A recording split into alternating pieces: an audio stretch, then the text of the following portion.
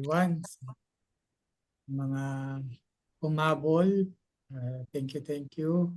So lahat naman ng mga regular, so praise God. Hello, Ate Glo, Ate Elsie. Ate Glo, good afternoon. Good afternoon po. Kamusta po ang lahat? Okay naman po, by God's grace. Ayan. Amen. Dahil sa biyaya ng Panginoon. Okay naman po. Mga pinagpapala po. Yes, praise God.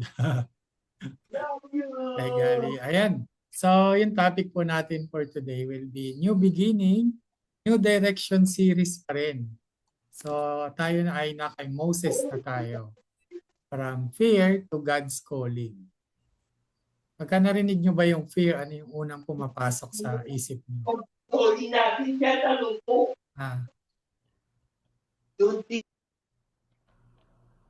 Thank you, bro Mark. So, pagka narinig nyo yung fear, ano yung unang, ano yan, bro Ren? Paggalang po, reverence. Oh, okay. So, fear, reverence. Ano pa? Natatakot. Oo, syempre. Tinagalog mo lang eh. Syempre. Yes, bro Mark, Bitita. Call of Duty. Call of Duty. Talagang fear to God's calling. Alright, thank you, bro. So, itong topic natin will be, syempre, address yung mga nakakaramdam ng takot, ng pagkapagod, uncertainty, diba? And pinapaalala sa atin na God is still has a plan. Diba? Because He has a plan, He is calling us. So, pag-uusapan natin from the life of Moses. Ayan. So, sino bang gustong mag-read ng ating verse for today? Ako na po, bro, Lance. Oh, sige, bro Edmond, please. Thank you. One day after Moses had grown, he went out to where his people were and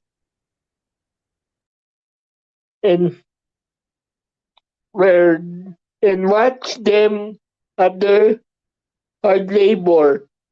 He saw an Egyptian beating a Hebrew, one of his own people, looking the way and seeing no out, and so two Hebrews fighting. He asked the one in the wrong, why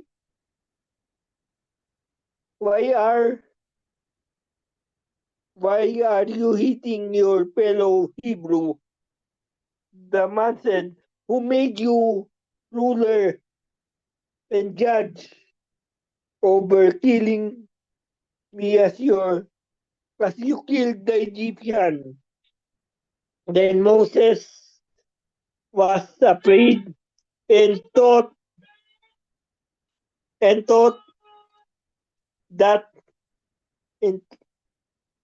what I did must have become known.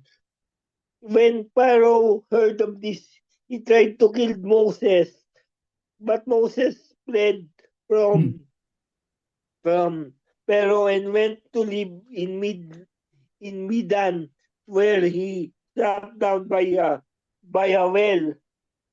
All right, thank you, Brother Edmond. Praise God, for the Word of God for today. So, yun makita natin dito since may ginawa si Moses na napatay niya yung Egyptian, and then kala niya walang nakakita.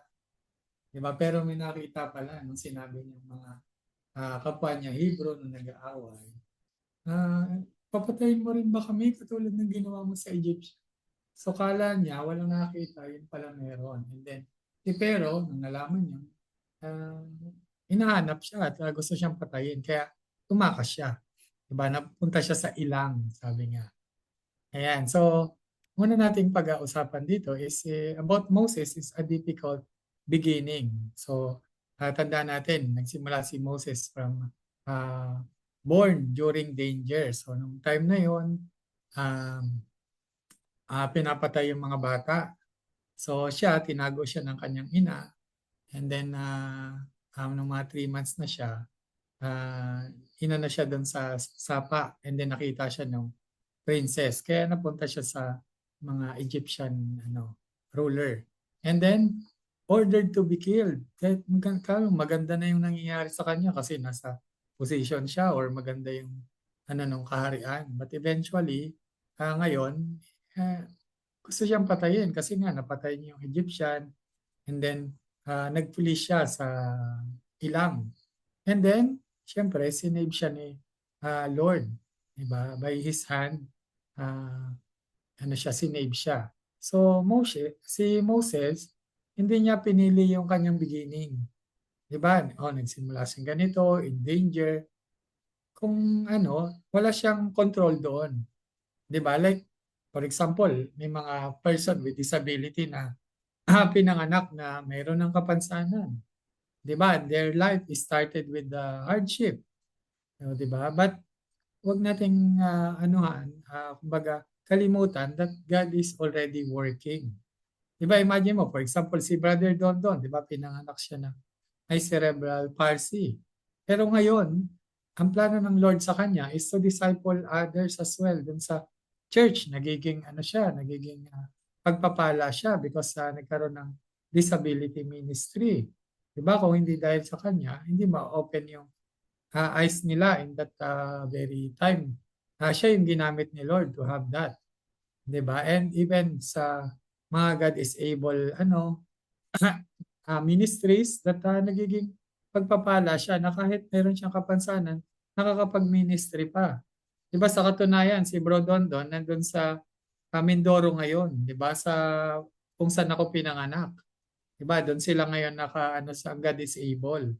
So hindi lang ako nakasama kasi syempre may upcoming chemotherapy ako so dapat mag-iingat ako. So yun. So pero yung anak ko sumama sa kanila.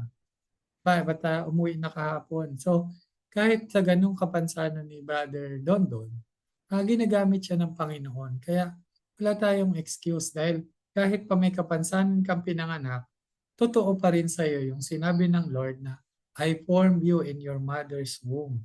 Diba? And you are created beautifully, wonderfully made. Diba? Kaya huwag natin kakalimutan that God allowed it for a reason and His purpose. Diba? Kaya kahit mayroon tayong mga disability or illness, huwag natin tingnan na punishment siya. Diba? God is present from the start. Tandaan natin yon. Sabihin nga natin, God is present from the start. God is present at the start. God is present from the start. Yes, amen. Diba? Kaya huwag tayong mawawalan ng pag-asa. Right? Next is fear and failure. Fear can make us run. Diba? Pagka may fear tayo, may failure tayo, minsan tumatakas na, nagiging solution ng iba. Diba, okay, takas na lang ako dito. Diba, kung relationship yan, ang gulo-gulo nito. Alis na ako dito. Diba, yun na, tumatakas na lang sila. Or kapag mayroong work, ay, resign na ako dito, ayoko na dito, mahirap, magulo, or diba? Yun yung pinaka nagiging ng mga tao, yung easy solution. Diba, to give up, to tumakas, tumakbo. Diba? So, like Moses as well, Moses tried to help naman yung mga fellow Hebrews niya. Pero he failed. And yung takot niya made him run away. Yung baka patayin siya ni Pero. Diba? Kasi nung time na yon, nakita niya kasi na nagsasuffer yung mga kaparehas niyang Hebrew. Diba? Na-notice niya yung pain ng mga tao niya yon. And as a human being, 'di ba? Our heart is moved, 'di ba? To act doon sa nangyayari. Kaya nangyari 'yon na napatay niya yung Egyptian. And then doon sa act ni Moses noon, naramdaman niya rin yung rejection ng mga tao niya, ng mga kaparehas ng Hebrews na ano mo, kung iisipin ng ibang tao, tinulungan ko na nga kayo tapos ngayon ako pa yung isusuplong nyo or ano, di ba? Sometimes, sigurado may encounter kayo dyan na maganda lang naman yung inaano nyo, yung hangarin nyo dun sa pagtulong nyo, di ba? But eventually, nagiging pangit yung reaction and you cannot control that. Di ba? And let's continue to surrender it to the Lord. Kaya nag-run si Moses and nagpunta siya doon sa Midian, di ba? Kaya doon siya ano sa ilang. So eventually, yun yung pinaka naging solution niya and those decision ay inaalaw ni Lord. Di ba? Our failures, our fears are pinapakita ni Lord para mag-depend tayo sa Kanya.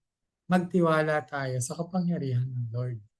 Diba? In testing times nga, dapat in our weakness, yung power niya, yung nakikita. Diba? Kaya, Moses, even though he has fear and even tumakas siya, may plano pa rin ang Lord para sa kanya.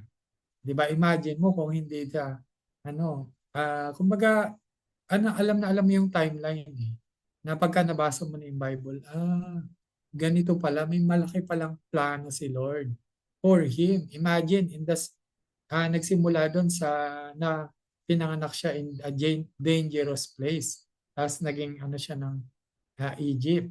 Tapos, siya rin yung ginamit para i-free pala yung buong Hebrew clan.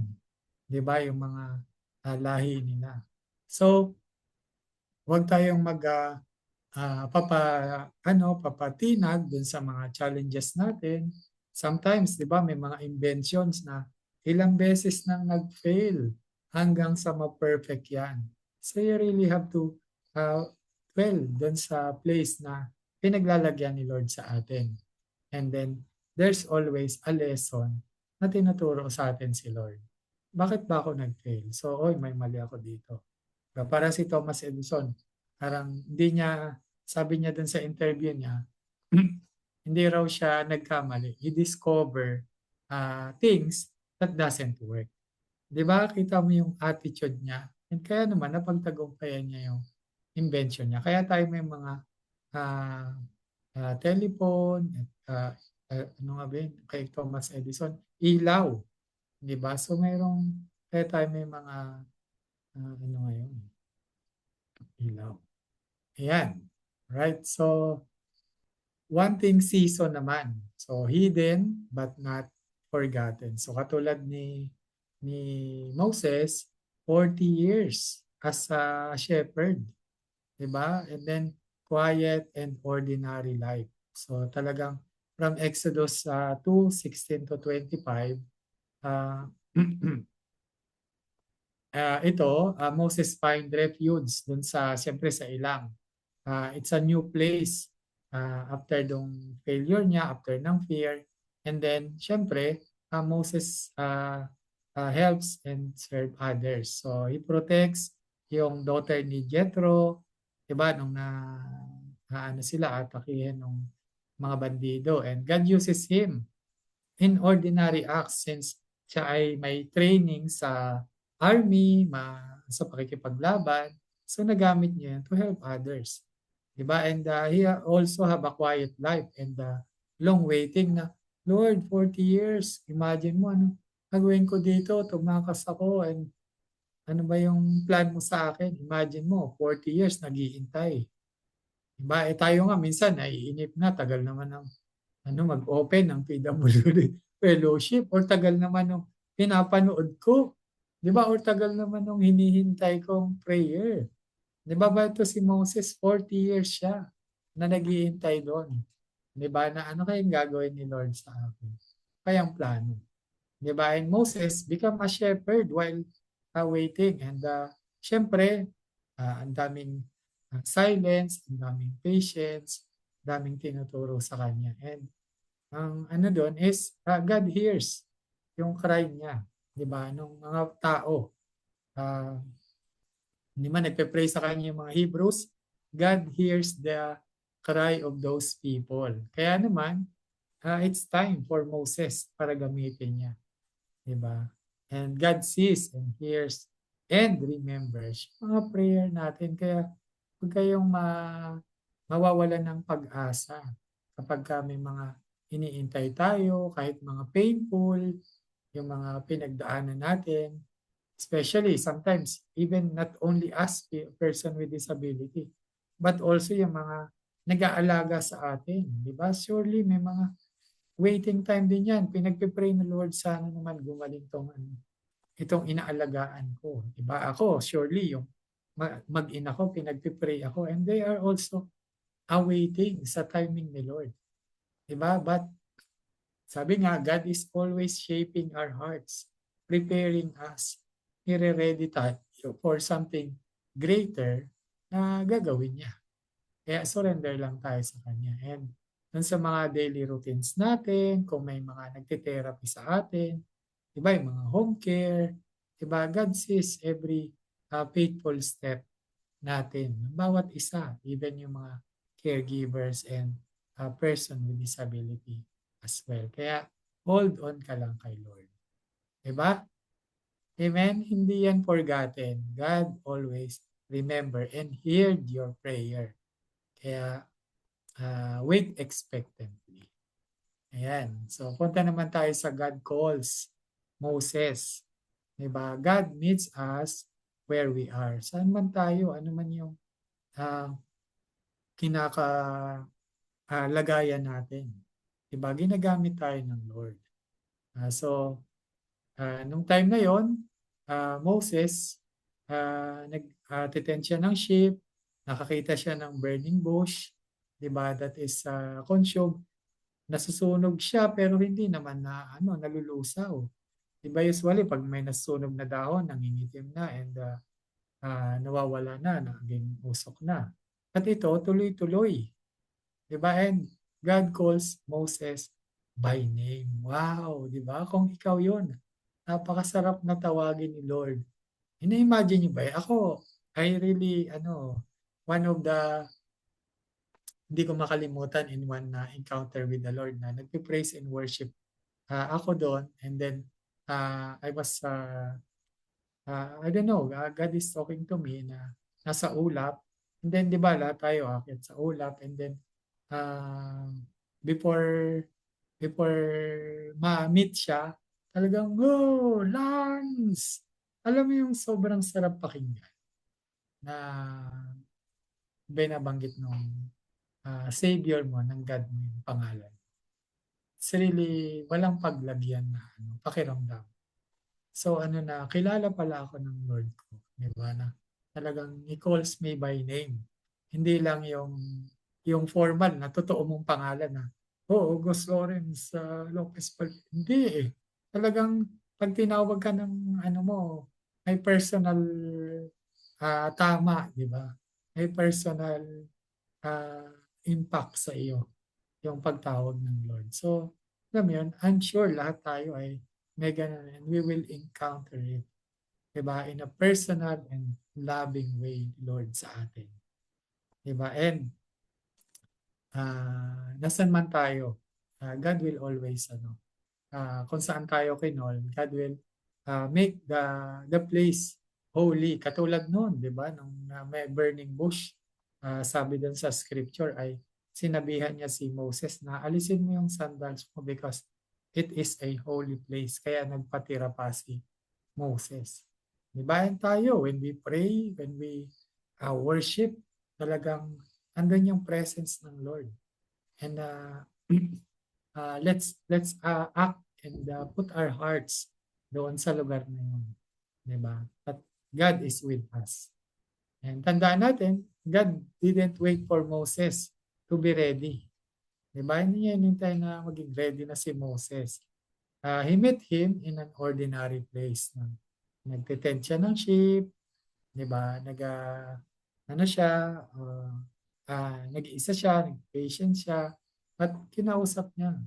Diba? Kung nasaan man siya, hindi natin kailangan gawin ito, di ba? Parang narinig natin minsan sa ibang tao na, sige, magsiserve na ako dyan sa church kapag gumaling na to or nakatapos na ako ng school ko or nakatapos na ako ng ganito. Di ba? Or nangyari na to. Di ba? Minsan may mga ganun yung ibang tao or even us. Di ba? But eventually, God meet us where we are. Hindi natin kailangan ng mga requirements. God is who He is. He knows kung ano tayo, saan tayo, ano yung capacity natin. Diba? Kaya always be ready doon sa gagawin ni Lord. Ano man tayo, di ba sabi, lagi kong sinishare na kung ano man yung meron tayo ngayon, ay sapat lang doon sa mission natin ngayon. Di ba? Sapat lang yan.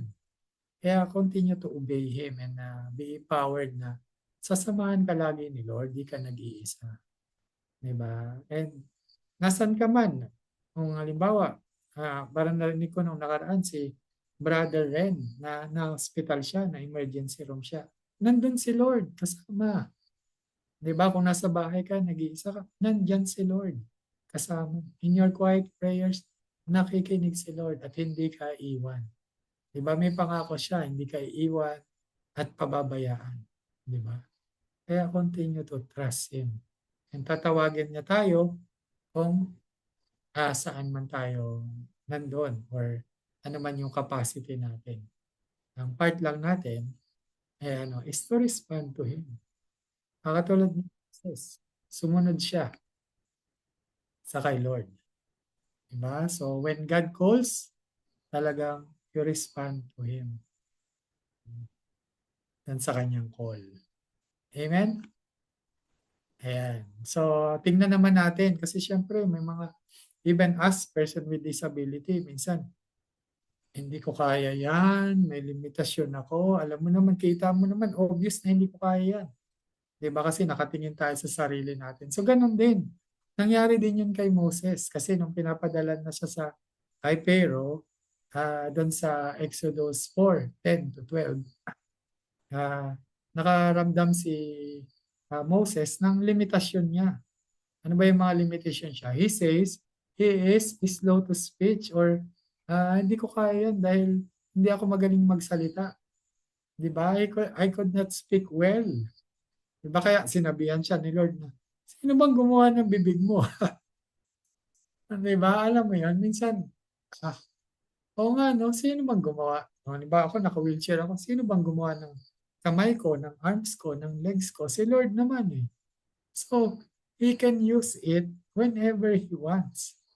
Diba? And I will just have to surrender na, Lord, use this broken vessel to deliver your message to your people. So, here I am, use me.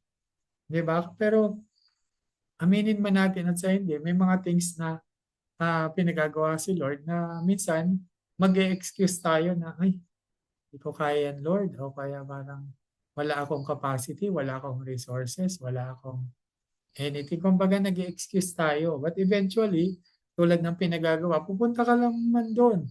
At the Holy Spirit will tell you what you need to say. Diba? But eventually, since siguro about fear, about takot, kasi may history na papatayin siya, kaya nga siya tumakas, na papatayin siya noon. Ngayon, pababalikin siya ni Lord. Diba? Since nakikita niya yung fear na about tao. Pero kung makikita niya how big God is, and katulad nun, pinapakita ng Lord sa kanya na, sino bang gumawa ng bibig mo? Di ba? So, it's a manifestation na we really have to trust the Lord. Di ba? We really have to trust Him at as God reminded Moses noong time na yon.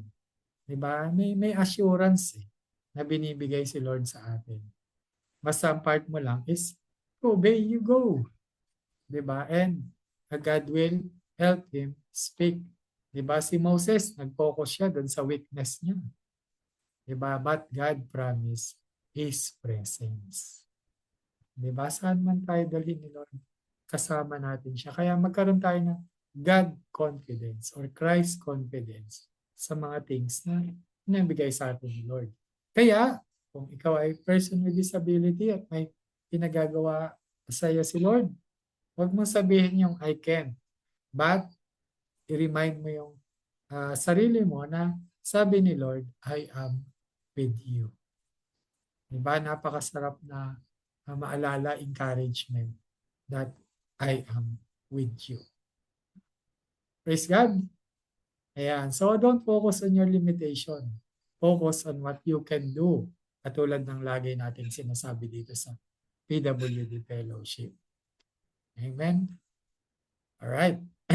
Konti na lang. So God provides help. So you are not alone. Tandaan mo yan. Hindi ka nag-iisa. Katulad noon, nung time na, sige nga, kulit-kulit mo, Moses. Sige, ito si Aaron. Yan, mahusay magsalita yan. Para lang masamahan ka niya. Diba? So, God understand Moses' fear eh. Naintindihan ni Moses ni Lord yung fear ni Moses.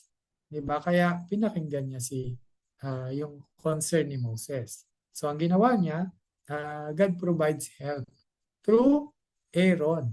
Diba? Aaron is chosen to speak for Moses. Pero kung mapapansin nyo, hindi naman lahat si Aaron ang nagsalita. Nagsalita rin si Moses. Diba? So, alam mo yun, parang nagpatalo lang talaga si Moses doon sa kanyang fear. And mahalaga din yung shared responsibility. Okay, so kumbaga sa we cannot do this alone. Kumbaga sa no man is an island. Diba? Parang itong PWD Fellowship, parang na-form to. Hindi lang isang tao ang nag-form nito. Diba? Nandyan si Bro Mark, Bro Mike, Brother Don. Diba? And ako.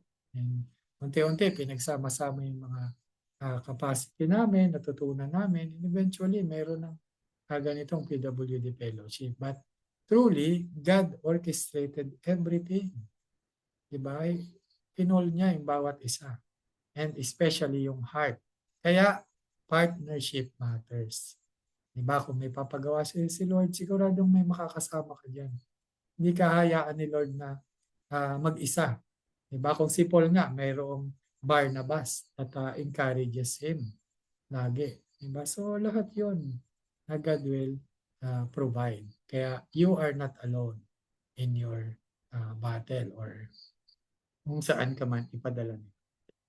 Okay, so needing help is not weakness. Tandaan natin yan Yung paghingi ng tulong or pangangailangan na tulungan, hindi yan sign ng weakness. But it is, God's design. Okay? It's God's design na kailangan mayroon tayong makakasama. Diba? Hindi naman pwedeng, may church nga ako pero mag-isa lang ako. Diba? Magdi-discipleship ka, wala ka namang disciple, mag-isa ka lang. So, it's God's design. Yung ating mga weakness, magsasama-sama tayo, diba? Para maging matibay at magka-grow tayo sa isa't isa. Okay? Yan. So, God believes in community. And family, caregivers, church, lahat yon is God's way para tayo i-grow in Christ-likeness and to be the person God created him to be. Created us to be. Okay? Alright? And then, syempre, yung ating new direction. Diba? So, yun yung ating series na New Beginning, New Direction. So, si Moses din, binigyan siya ng new direction from fear going to faith. So, faith over fear. Kaya, sumunod siya. Diba? Moses obeyed. So, napakagandang part nito yung obedience. Diba lahat tayo, kung kami yung mga nag-start ng PWD Fellowship ay hindi nag-obey. Walang PWD Fellowship ngayon. Baka meron, pero ibang pangalan or ibang mga kasamahan. So it's very important na pagka nag-obey tayo, we obey the Lord naman. Diba? It's all about Him and not all about us. So kaya we are empowered, we are encouraged to do what is will ng Lord para sa atin. And fear was still there. May takot pa rin naman. Habang papunta siya dun sa pero, baka patayin ako dito, ang dami niyang tao, baka hindi ako makalaban, eventually. Pero, katulad ng prayer natin kanina, if God is with us, who can be against us? So tuloy ka lang. Di ba? Imagine mo, ang lakas ng backer mo, creator of heaven and earth. Paano ka kakabahan? Paano ka matatakot? Amen? Di ba? And, syempre, direction change through faith. Di ba? Parang nung nakilala mo si Lord, kala mo dati, ay, okay na itong mga ganitong ano, yung pala, nung na-open yung eyes mo. Hindi pa, kasalanan pala yun, yung mga ganitong ginagawa, yung burst of anger, lying. Ngayon, kinukonvict ka na. Di ba? And, nagkakaroon tayo ng direction. Di ba? Kaya, binibigyan tayo ni Lord ng courage. Di ba? Courage to obey despite our fear. Because, ano tayo, nagtitiwala tayo kay Lord. At doon yung pananampalataya natin sa Kanya. And then, syempre, kahit mag-fail tayo, you continue to try again. Diba? Joining the fellowship. Praying again kung ano man yung nag-fail ka. Kaya, yun yung pananampalataya. Continue to trust the Lord with everything you have, with everything you can, with everything you will. Diba? Yung mga capacity mo. Diba? Kaya, despite the fear, he sets out for Egypt. Diba? Sinunod ni Moses. Ayan. Right? So kung dati, yung direction niya, ay sarili niya, tumakas siya. Ngayon, he is walking in God's plan. Diba? Because of his obedience. Kaya kung ano yung pasabi sa kanya ni Lord, Lord dun sa pero, sinasabi lang niya. Right? Okay. So, sunod naman is God uses Moses from fear to purpose. Okay? So, lahat tayo minsan may fear. Diba? Pero, tandaan natin, may purpose si Lord. So, napakaganda ng story. Diba? Israel was set free. Diba? Wow. Kumbaga, nung story na yon, after God's mighty acts dun sa mga plagues na pinadala niya, finally, Pharaoh let Israel go. And may bonus pa doon. Pinadala niya pa yung mga ari-arian ng iba, di ba? And they granted freedom. So, talagang umalis sila doon. And Israel leaves Egypt quickly. Napakabilis. They obey God's command without delay. Na ngayon na, now we go. So lahat, dala-dala na nila. And then, God's power is revealed. Deliverance shows God's faithfulness. Talagang dineliver. Imagine mo naman, ma-witness mo yung mga plagues, mga salot. Diba? And eventually, paano ka hindi maniniwala sa Lord? Diba? And, syempre, yung new beginning ng Israel. And God used a fearful man, God's power was revealed. Talagang nakita nila yung kapangyarihan ng Lord. And the journey to freedom begins. Diba? From fear to purpose. Kaya tayo rin, even tayo may mga kapansanan. Yung stories natin, bring hope kaya sa iba. May mga naririnig ako kung si Bro Lance nga nakakapagganito. How much more? Ako, kaya-kaya ko. Diba? So, na-empower sila, na-encourage sila, na-inspire sila. Diba? Kaya tayo rin. Diba? Lahat tayo, mayroon tayong mga witness na family or part of our discipleship group. Diba? Na-witness nila yung natin, faith na tumutuon lang sa Panginoon. Ito.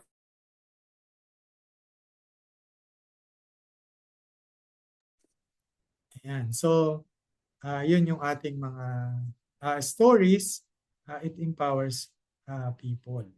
Ayan. And inspired as well. Right? So, sunod naman syempre, God's promise of a new beginning is possible. Wow. So, God is doing a new thing. Sa atin, sa bawat isa, dun sa natin, from Isaiah 43:19. Diba? God announces a new thing.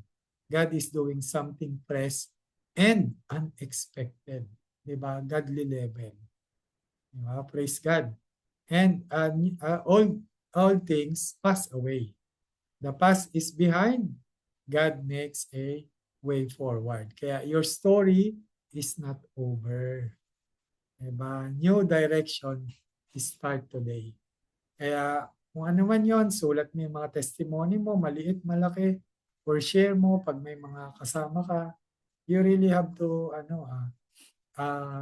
i-take into consideration yung mga testimonies mo kasi yan yung babalikan mo, yan yung magiging bala mo pagka dumating na yung testing times. Okay? Ayan. So, praise God doon sa mga challenges na yun. And tandaan natin, God's plan is still unfolding in your life. Hindi pa tapos ang Lord sa buhay natin. At siguradong may great plans siya para sa bawat isa sa atin. Kaya unti-unting binubuksan, unti-unting ayos, di ba? And who knows, di ba? Ako, especially this coming weeks, praise God, as a testimony, pre-provide na ni Lord yung 4 na vial for my chemotherapy. So ngayon, mag-schedule na kami kung kailan ako. Then kapag na-infusion, we are all praying na sana magkaroon yun ng big impact sa aking life sa pamumuhay ko. Pwede akong makalakad ng mag-isa or hindi na alalahayan. So andun yung hope and praying na sana yun yung plano din ng Lord para sa akin. Diba? And all the things na gagawin niya pa sa buhay namin. Diba? And tomorrow as well, we have a new beginning dun sa D group namin dito sa Lipa. Mula sa mga downline. We will meet tomorrow. So, meron kaming revival of Lipa and beyond. So, sana pray for us na ma-empower yung mga member na mag-go to their barangays, to their kapitbahay, para makapag-start sila ng house churches, even disability ministry, and who knows kung ano pa yung gagawin ni Lord sa buhay nila. Diba? But eventually, we really have to step out and then do the vision casting tomorrow. So bilang the group leader, I'll send to them kung ano yung pinagagawa ni Lord. And eventually, little by little, as we help each other, katulad ni Moses, mayroong ipapadala si Lord, makakasama, bawat barangay. Minsan, hindi nila alam na sila pala magkabarangay. Mayroon din pala silang desire na magkaroon ng house churches and a lot more. Diba? And all those things, may plano si Lord.